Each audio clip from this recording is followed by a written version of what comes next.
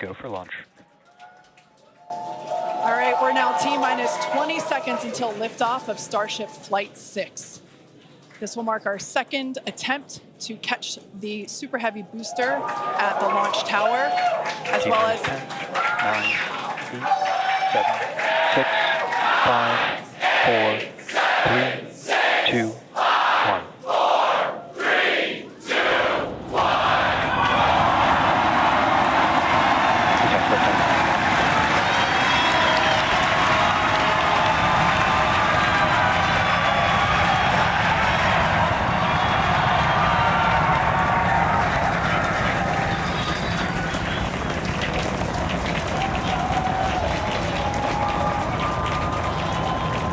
Vehicle is pitching downrange.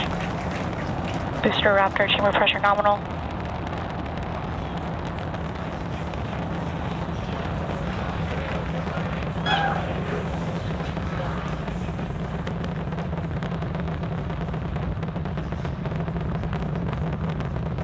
Booster and ship, avionics, power, and telemetry nominal.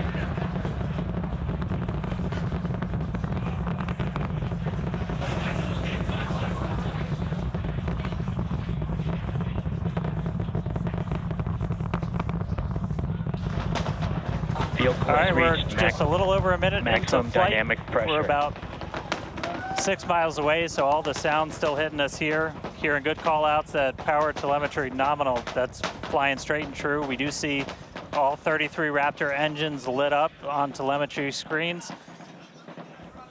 At this point, we've passed through that point of maximum aerodynamic pressure, that max Q.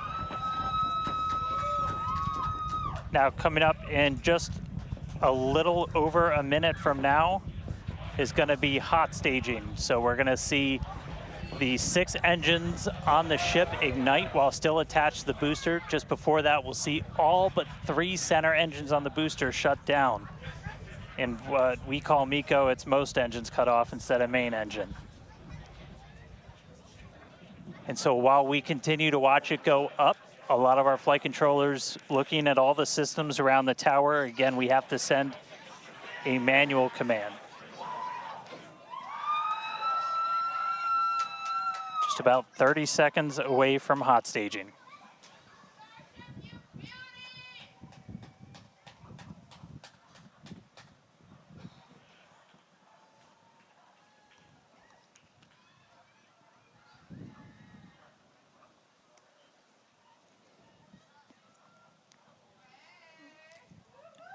And we heard the tower is go for catch. Booster engine cut off. The return flag is set for true. Ship engine start up. Stage separation. All right, hot staging confirmed. Booster 6 out of 6 boost lit on the ship. Booster boost back going. We heard that we are go for catch. Kate, Jesse, take the views. Hopefully I got a booster coming home real soon. Wow, from our view here, Dan, great views of planet Earth behind that Super Heavy booster. Right now it is performing the Ship boost chamber back pressure burn. nominal. Good news there, telling us that the pressures inside the ship are good. That is the second stage, or the upper portion of the vehicle. Follow along with the telemetry on the bottom of your screen. Yeah, booster is currently, Super Heavy is currently in its boost back burn. This boost back burn, Avionics, power, and telemetry nominal. this boost back burn lasts just a little bit over a minute. So we've got a little, approximately 30 seconds left.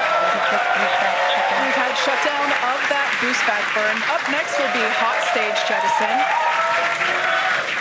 The view from the camera on the left, or from the booster on the left-hand side of your screen, and then tracking cam there on the right-hand side of your screen. We'll see those grid fins. Booster offshore divert. And we can also see that the hot stage has been jettisoned. Yes, visual confirmation of that there on your screen, which is great. Now the next Starship is following a nominal trajectory. The next step for booster is going into that landing burn. Again, it'll light up 13 of those engines and then pare down to 3 engines right before booster catch. All right, now just real quick, we did hear the call out, booster offshore divert. Unfortunately, that means that we are no-go for the catch. As we said before, both the tower and the vehicle, as well as the operators on console, have been actively evaluating the commit criteria for that return to the launch tower. And unfortunately, we did not have a pass on those commit criteria. So we are no-go for tower catch.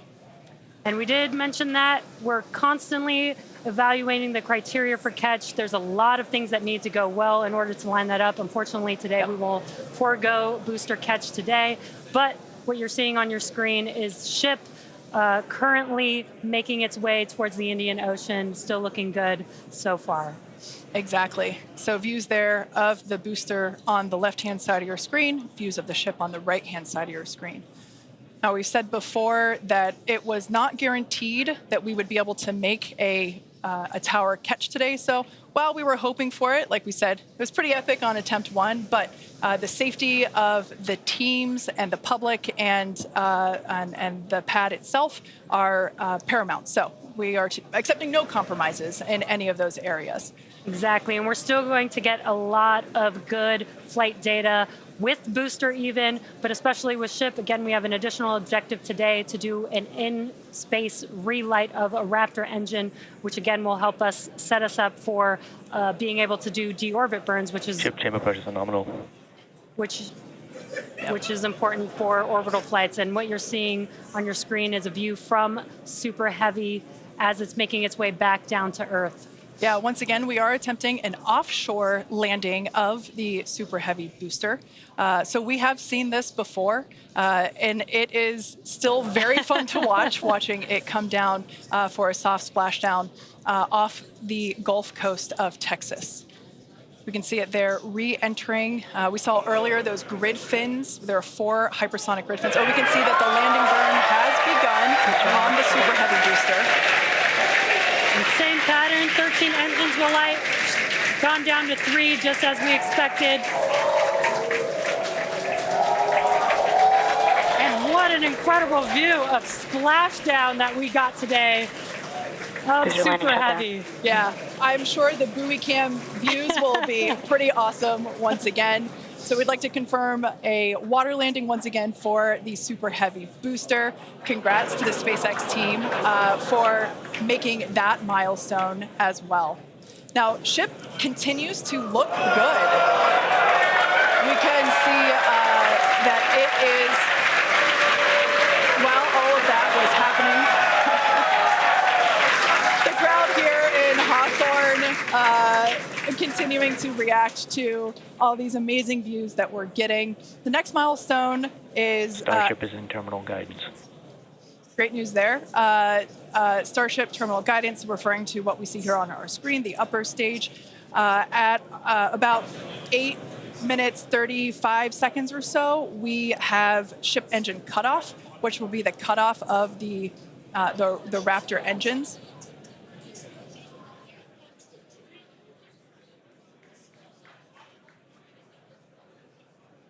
We can see on our screen ship giving us some incredible views brought to us by Starlink.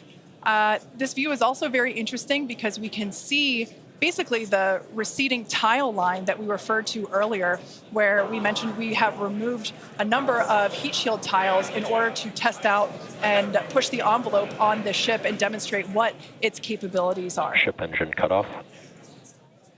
And there we just heard call out for SECO, ship engine cutoff. Great news there. Everything continuing to look awesome for ship. Full view looking aft on ship here. Ship FTS is saved. Nominal orbit insertion. There's that call out we were waiting for. Confirmation of good orbital insertion for ship today. It has been a very exciting afternoon so far. We'd like to send it back over to Dan, who can give us that live view experience. Dan, once again, are you okay after witnessing another Starship launch? Yeah, totally fine. It's, you guys have to be jealous. This is the only way to do this. This is fantastic. No, it was really cool to see it lift off 33 out of 33. Didn't go for the booster catch today. Initially, we were good, and then we tripped a commit criteria and did the offshore divert. So we went and did that water landing, as everybody saw. We'll dig into it a little bit more, but again, we've done it once, we've now done it twice. We're going to keep trying to do it, as this is just a core capability of Starship and what's going to make it so incredible. There's a lot left. We're just about almost 10 minutes into this flight, so about 50 plus minutes still to go. Ship nominal orbit, so it's on its way around the planet. It's going to attempt to do an in-space burn. We're going to light one of those Raptor engines, the sea level ones in the middle, just to help demonstrate that we can relight in that microgravity environment. Really critical for deorbit burns as we start to do some orbital missions in the not too distant future. And then following that, we'll see a ship entry, maybe a splashdown. As you guys said, we're really going to be pushing ship on this one. We're pretty much intentionally putting it in places where we expect it might not do so great, and all that's to try and help us learn, see if we were a little too conservative, and then maybe that opens up more capability for when we start catching them. But I'll check back in with everybody in a little bit. I'm going to tune in and watch the ship fly around planet Earth, and hopefully we see it re-entering in the not too distant future. Back over to you guys. Thanks, Dan. Development testing, by definition, is unpredictable, which we saw with Super Heavy splashing down in the Gulf of Mexico today, but that is exactly why we test. As is standard for these tests, the area around the pad and along the flight path was cleared prior to launch, and we expect the road and beach to remain closed until further notice. Yeah, testing development flight hardware in a flight environment is what enables our teams to quickly learn and execute design changes and hardware upgrades to improve the probability of success in the future. Please do not attempt to approach the booster in the water for your safety as well as for that of our team that will be working on recovery. Now, we are going to continue though. The mission is not done. Exactly, the mission's not over, ship is still coasting, but it has been nonstop since liftoff, and with the booster having completed its job for the day, we are going to take a short break for the next 35 minutes or so while ship continues to coast before re-entry. Now, as with previous flights, Starlink may enable us to talk to the ship through re-entry with no communication blackout. Now, we are still testing Starlink during this phase of flight, so nothing is completely certain. Yeah, so if we do have views, we will be sure to bring those to you live. And of course, one of those views include that of our, as we said before, surprise payload, the Banana. And we are looking forward to it. So we're going to come back in a few minutes, around T plus 35 minutes. Yeah, exactly. Views or no views, we'll see you back here at T plus 40 minutes for our coverage of Starship's re-entry, flip maneuver, landing burn, and hopefully see a splashdown.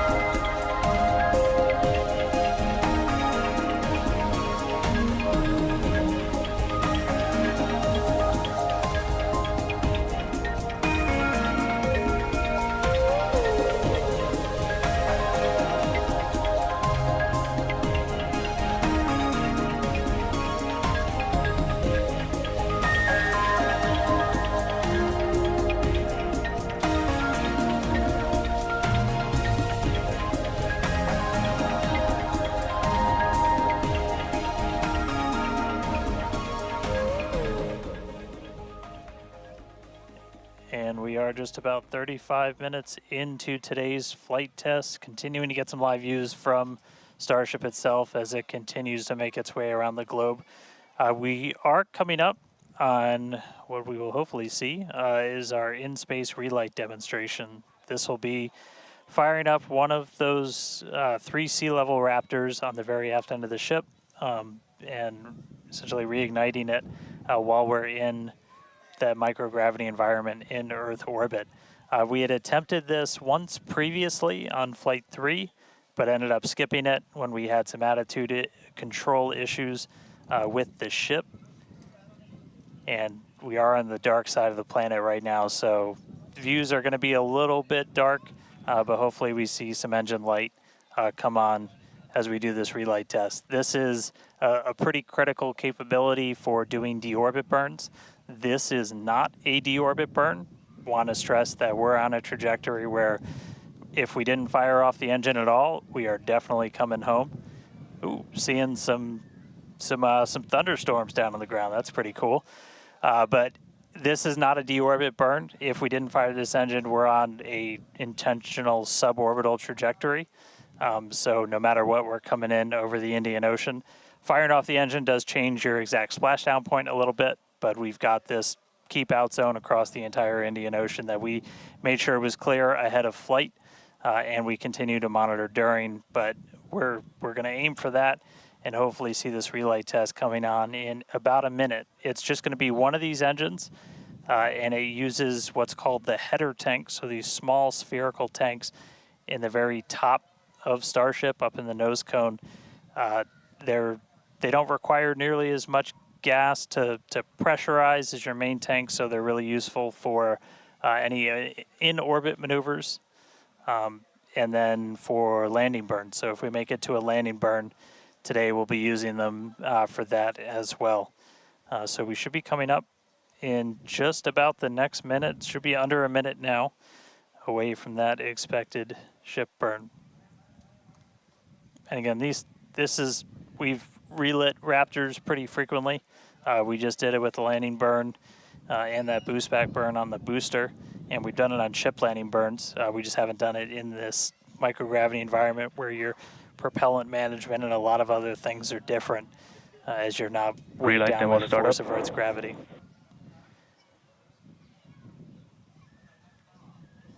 And just heard the call out for startup. There's some light. There's that Raptor relit.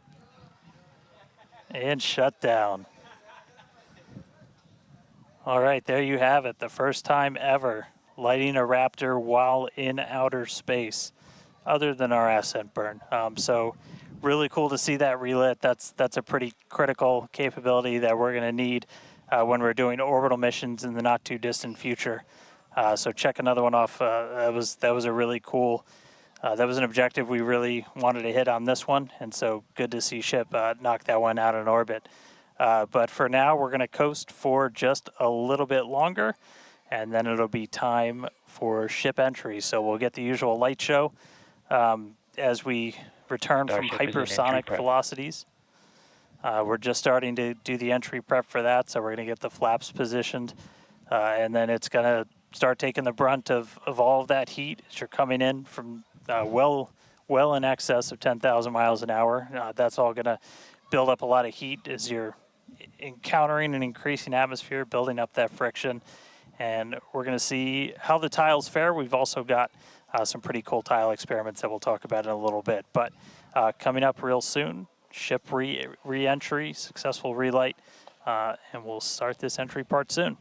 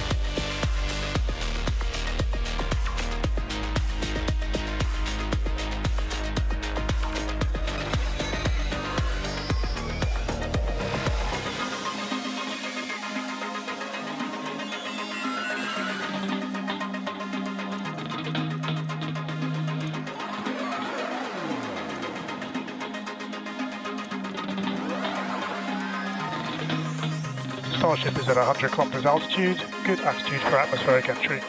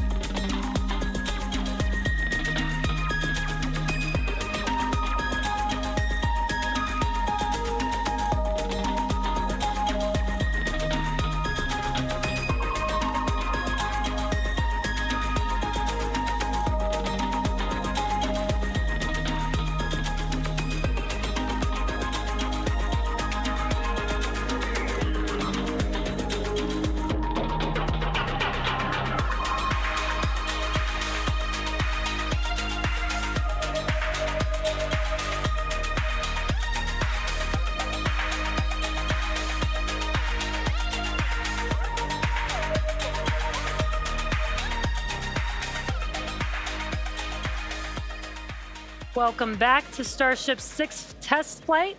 It has been an exciting day so far. We lifted off from Starbase at 4 p.m. Central Time. The Super Heavy booster and ship had a successful separation as well as a good boost back burn and good separation of the hot stage adapter. We did not attempt a return to the launch site and catch attempt today when strict criteria were not met and the Super Heavy booster executed a planned divert to a landing burn and soft splashdown in the Gulf of Mexico. Yeah, obviously we were hoping to come back to the tower, but this was a test and we knew that it was a very viable possibility. Starship is at 85 kilometers. Flaps now have control of the vehicle. All right, great news there, turning our attention over to the star of the show here, giving us these amazing views once again. We heard the call out there telling us that the Starship vehicle is now 83 kilometers above, coming up around T plus, well, now actually, the ship, as you can see, is beginning to re-enter the Earth's atmosphere. As a reminder, one of the main goals of today's flight test is for the ship to make it through the extreme heat of re-entry and to do so in a controlled manner. Now, re-entry is typically a portion of flight where we don't have communication capability with the spacecraft because it's re-entering at or around orbital velocity, which is roughly 8 kilometers per second or about 5 miles per second. Now at those speeds, yep, pretty fast, the spacecraft is moving through the atmosphere rather quickly, and that results in friction, as we can see that starting to happen on our screen, and this creates a plasma field around the vehicle. That blanket of plasma distorts communication frequencies, so it's not uncommon to experience brief blackouts in communication.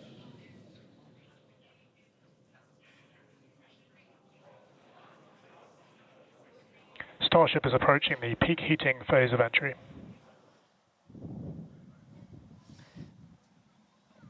And we just heard we're getting into the peak heating phase. We're getting these views courtesy of Starlink. We've got 4 different terminals on the ship itself.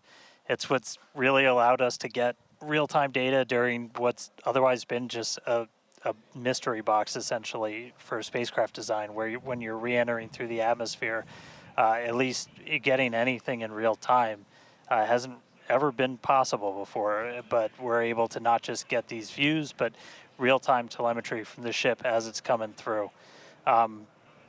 Do really want to stress that we are really pushing the ship today. The heat shield is not in the same configuration as it was last flight, where we had a team of ship techs do just an otherworldly task, replacing the entire heat shield, thousands of tiles, installing a backup ablative, and that pretty much set us up to do a pinpoint landing on Flight 5. We did not do that with this one. We have some backup in those really sensitive areas around the flap, but this is an older generation heat shield. And knowing we weren't going to do that, we even went and removed some extra tiles. There are some missing tiles on the nose cone where we're testing some backups. There are some steel-covered tiles in a couple of different spots, and there's also a whole lot more steel of the ship showing. As you guys talked about, we gave it a little bit of a haircut, a couple hundred tiles trimmed off the sides, and that's where we might have catch fittings in the future. But ooh, color's starting to come in, so it looks like things are going to start heating up, Kate and Jesse. Yeah, fun fact, Dan, we actually removed 2,100 heat shield tiles from Starship in order to basically present that necessary receding line, which you kind of can see there in your view. Think back to previous flights. The heat shield line came up further on the vehicle, and just like Dan said, we want to test the vehicle beyond what we think it is capable of carrying based on our simulations and calculations. So once again, to just be super plain, don't be surprised if we see some wackadoodle stuff happen here. We won't be. There are a number of things that we are testing out intentionally to see what the ship can take. Yeah, exactly. And knowing what those limits are will really help us design the vehicle of the future.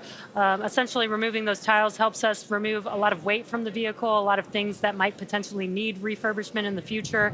And the goal is to come up with a heat shield pattern or design that we don't have to refurbish. We can just continue to use it over and over again. And that's why we're changing some of those tiles and moving stuff around, removing a lot of those tiles, as Kate has been mentioning. Exactly. And, looking forward to the Starship capability of the future, we want to be able to catch Starship like we do with boosters. And so the next flight, we want to better understand where we can install catch hardware, not necessarily to actually do the catch, but to see how that hardware holds up in those spots. And today's flight will help inform, does the stainless steel hold up like we think it may based on experiments that we conducted on Flight 5? Now, continuing to look, amazing views. Yeah, Dan, go ahead. Oh, I was just going to say, there's so much on this flight that we're doing to try and, make all the ships that we're about to start flying even better, just really understand what their capabilities are going to be. We've got kind of the next-gen ship lined up for Flight 7. It's got all of those heat shield upgrades and everything. And one of the things that we're going to be doing that's most interesting, and one of the reasons we wanted daylight, is we're going to be flying pretty aggressively as ship comes in. We're going to be kind of nose down, and we've done it in wind tunnels, we've done it in simulations. You might see the flaps really flapping around trying to control the vehicle. We're betting we might have a little bit more capability than we think in just the analysis, but always a chance that bet doesn't pay off. But that just helps us know what are our Starship limits. is now halfway through the peak heating phase of entry. Sweet. Halfway there. Halfway home, guys.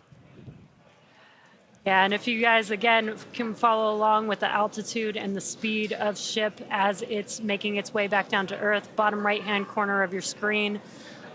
Speed is still going really, really fast. Again, as it gets closer to Earth, we'll see that altitude drop a little bit faster. It's kind of dropping pretty slow right now. And again, as we get closer and closer to literally the surface of the water, then we'll start to see that speed pick up. And if we can make it through this re-entry, we will attempt to do that flip maneuver once again and splash down in the ocean. Exactly. Like we've been saying, we are testing beyond the perceived limits of the vehicle. We want to go learn more about the ship, and this is a great opportunity to do that. So really pushing the flight hardware in a flight environment to help inform these future designs. As we've mentioned, it has a different heat shield. This heat shield is not the same generation as what we flew last time. This one is one generation older. So we are also testing out new secondary thermal protection materials. So basically, like if the heat shield isn't in this one spot, can this other material protect the metal is the thinking there. Also checking of the ship's structural strength in those areas where we're looking to add that ship catch hardware just to see if it survives entry. So yeah, as we've been saying, we've done a lot of calculations and simulations. This view right here is super cool. This is looking out from the aft engine bay, basically at the bottom of Starship. Then on the center left-hand panel, if you will, we have one of the forward Starship flaps, so one of the flaps located at the top of the vehicle. Underneath that is one of the aft end flaps, like the one that we see in the main picture there on the right-hand side of your screen. Now, these views, as the vehicle continues to enter the Earth's atmosphere, drawing a crowd once again here at SpaceX in Hawthorne as folks tune in as the mission continues on. Now, the next event that we have coming up, we should hear the call out that the vehicle is transonic around T plus 1 hour and 2 minutes or so. That means that the vehicle is traveling near the speed of sound. We say near the speed of sound because there are certain parts of the vehicle where airflow is going faster and other parts where it's going slower. So it kind of teeters there on the brink of the speed of sound. So once we have equal flow on all parts, then we'll hear it's subsonic. Yeah, and almost real quick, almost a reverse of, I'm sorry, Jesse, almost a reverse of before. We see the Earth starting to come into view. We've got sunrise there over the Indian Ocean. So this is going to look different from any of the re-entries we've had before. And it was specifically so like we get as much daylight as possible to see how ship does this.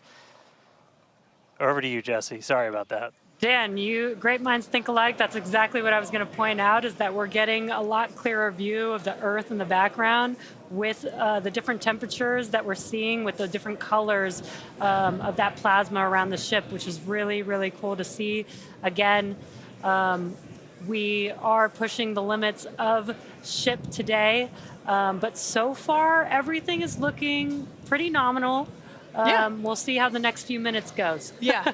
Like we've said before, don't be surprised if this is not entirely smooth sailing all the way down to the ocean's surface. Similar to Flight 5, we are targeting the same splashdown location in the Indian Ocean, but we are not expecting to recover the vehicle. Right, and we were getting some glimpses of the flaps. The flaps so far are looking pretty good. We're not seeing any burn through. There's those flaps again. In that hinge area, which is our most concerning area there. That's great news for us for now. Again, the next few minutes could change as we continuously push those limits. Yeah, once we slow down a little bit, once we're subsonic essentially, so I think that's about 1,200 kilometers an hour. Once we're down below that, that's when we're going to kind of dip our nose down and get that more aggressive angle of attack. Normally we're just belly flop right into the water, pretty much, that position. But if we're going to be able to do return to launch sites, we're going to want to be able to fly with a little bit more of an angle of attack, get you a little bit more range as you're coming through. And so this'll be just a test to see quite how far can we push it. And obviously we're going to do these kind of tests way out here in super remote areas before you ever try to bring a ship back to a place like Starbase. Starship remains on a good entry trajectory. External temperatures are coming down. All right, great news there. That tells us that we are through the phase of peak heating. So we are expecting these temperatures to continue to come down. Once again, we are targeting a soft splashdown in the Indian Ocean off the northwest coast of Australia. We can see these beautiful views of planet Earth coming in. Yeah, this is very different, where we had nighttime views of the ship as it was re-entering, and now we've got daylight. It is about an hour or so after sunrise there in the Indian Ocean, so pretty cool to see this. Yeah, and it might not seem like it makes a huge difference, but we do get a little bit more light on ship as well for the camera views that we have, which is very beneficial for us to visually see anything and try and correlate that to any of the sensors or data that we have on the vehicle. Exactly. That is why we shifted our launch window so that we could have that daylight in order to improve our observations of the vehicle. So not only are we getting all the raw data from all the sensors that are on board Starship, but we also have multiple cameras and assets out there that are watching the vehicle and will also be able to tell us with this visual story that is also very, very important. And as we get down a little bit lower, the Raptor engines are in their chill phase right now, so just essentially getting them primed to turn on. We're going to use those 3 center engines to do a landing flip and then a landing burn. So we'll come down kind of in that slightly pointed down belly flop and then fire off those engines to flip us around and then do that final landing burn. That should be coming up in just under 5 minutes from now. And then hopefully we start hearing some call outs on transonic and subsonic as we slow down. Again, once you hear Starship as subsonic, keep a close eye on the flaps. They're going to be working overtime essentially to maintain control of the ship as we get a little more aggressive with this.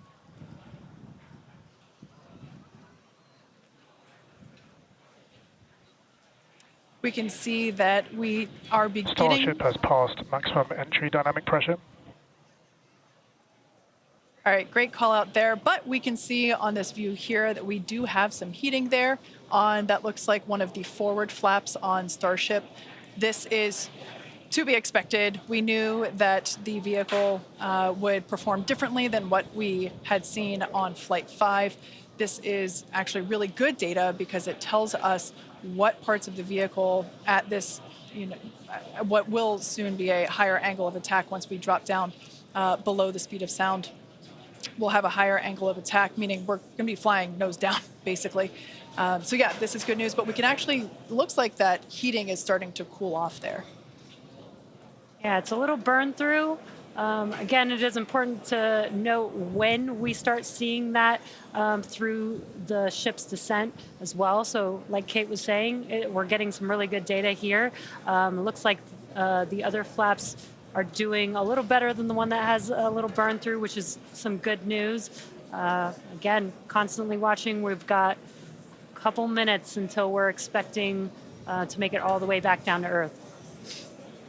Exactly. And like we said before, we are not expecting to recover the ship, although that would be great. It'd be a nice bonus if it happened, but it's not really in our expectations today. We really want to push the hardware, as we've been saying, but really the telemetry and the data and the video that we receive all the way to the end is truly what we're looking for and will help inform the future designs of this vehicle. We can see some flap movement as the camera is moving around. That's what you're seeing there is the flaps adjusting. We have a camera on one of the flaps there this is the view that you're seeing there. And you can also see the graphic in the bottom. Starship is slowing down past Mach 1. And call outs aligning with this. You can see the orientation of the vehicle starting to change. You can follow that graphic at the bottom of your screen. Again, that is why those flaps are changing. They control the orientation of the vehicle. Yeah, there are four. Go ahead, Starship Dan. has started the subsonic belly flop, remains on a good trajectory. I was going to say this is when things will start to get a little interesting. So this is when we're moving slower than the speed of sound. You can see that nose slowly start to tip down, and we're going to try and maintain flap control the whole way. But we are just just a couple minutes away from hopefully doing a landing flip and landing burn if the flaps can hold together. Yeah, this is such a cool view. This reminds me of when we first performed the belly flop maneuver on the high altitude test with serial number 8. We saw the ship come back through, and I always wondered what it looked like from the ship's perspective, and this perspective, I think, helps inform that. We will be, as Dan said, we will be dipping down a little further and really be flying nose first. This higher angle of attack, we're intentionally doing it to stress those aft flaps, and that will help inform the limits of flap control in order to collect data for future landing profiles.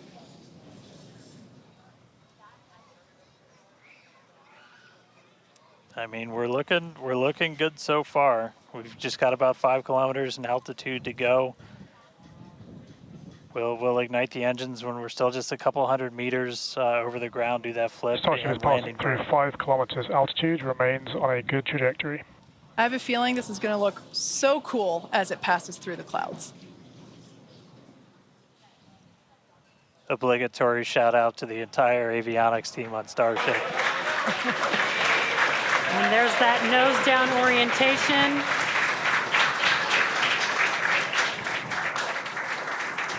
Now the Raptor engines will relight and help flip the booster back up. This is a more severe flip given the orientation. The engines will shut down prior to the water making impact, prior to the vehicle making impact with the water. Our ship is doing great so far. There's those engines relighting. What a great reorientation by Starship. Wow. All 3 down to 2 into the water. Starship is landed. Wow. And we have ship splashed down in the Indian Ocean. Some awesome buoy cam action here. Daylight views. Incredible. We really pushed the limits on shipping and made it all the way back down to Earth.